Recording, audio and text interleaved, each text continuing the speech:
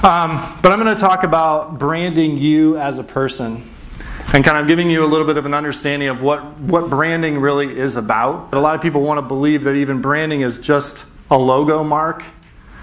So when companies come to us, which is what we do with a lot of companies, they say, hey, I need you to rebrand our company. We need a new brochure and a new logo. And it's like, that's not really what branding is.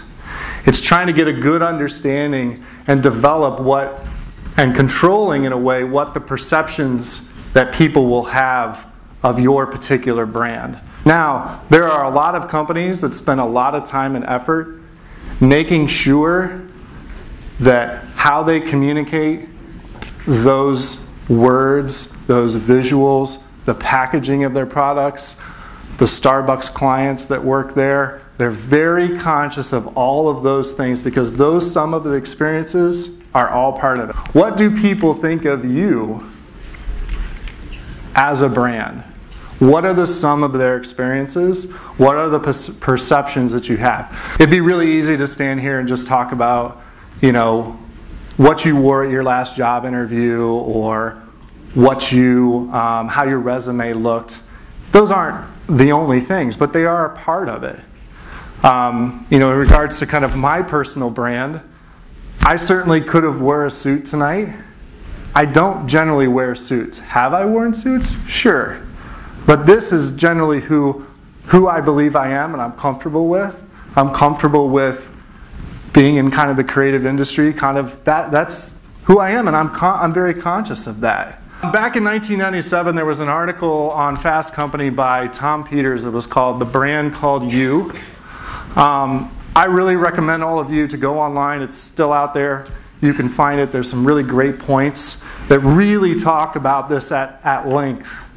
We are the CEOs of our own companies. Me, Inc. To be in business today, our most important job is to be the head marketer for the brand called you.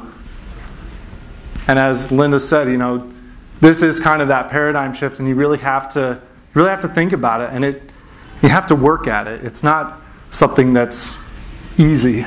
Everyone has a chance to stand out. Everyone has a chance to learn, improve, and build on their skills. Everyone has a chance to be brand worthy of remark.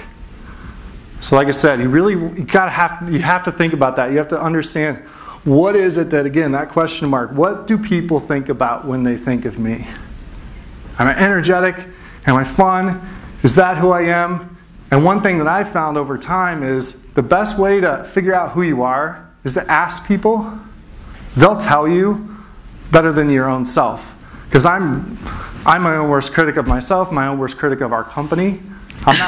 We've not been good at creating these really clear messages for any of our own pieces. We do it for a living, but we can't do it for ourselves. Ask a former employer that you've worked for. Ask for a colleague. Say, hey, what do you think my strengths are? And then take that and run with it. What qualities or characteristics make you distinctive from your competitors and your colleagues? What are those unique traits that make you different?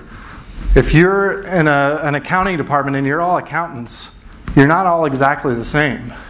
So what is it that makes you unique? And again, then go back to your accountant friends and say, hey, what do you think makes me a different accountant, a better accountant? What are my strengths and what are my weaknesses? Because then when you create your resume, you can emphasize that instead of just saying, I'm an accountant.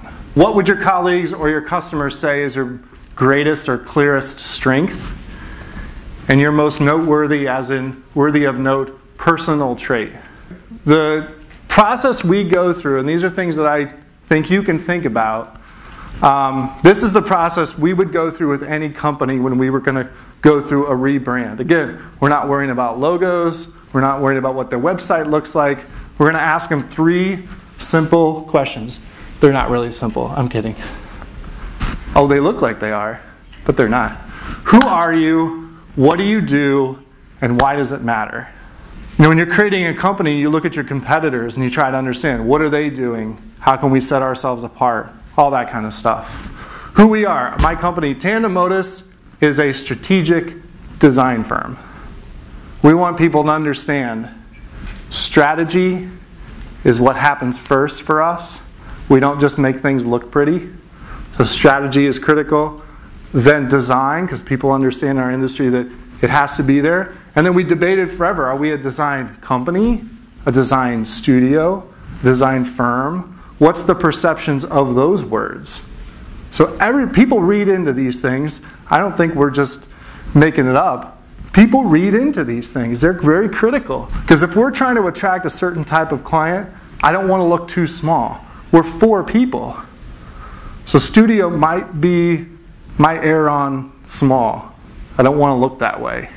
So what do? We combine strategy, messaging, and design to help people communicate better. Why does it matter? Because people need smart design solutions that work for them. We're big fans on not doing templated cookie cutter work. It's custom. We get to know the companies, creating something that's very unique to them, very much their own, and that's something that, again, makes them stand out. Those willing to be an authentic expression of themselves are the ones that will truly stand out. So again, that word authentic, I think, is really key in there. Just make it who you are, and really, don't be afraid of that. So again, just to reiterate, brand is a person's perception. Brand is the sum of your experiences.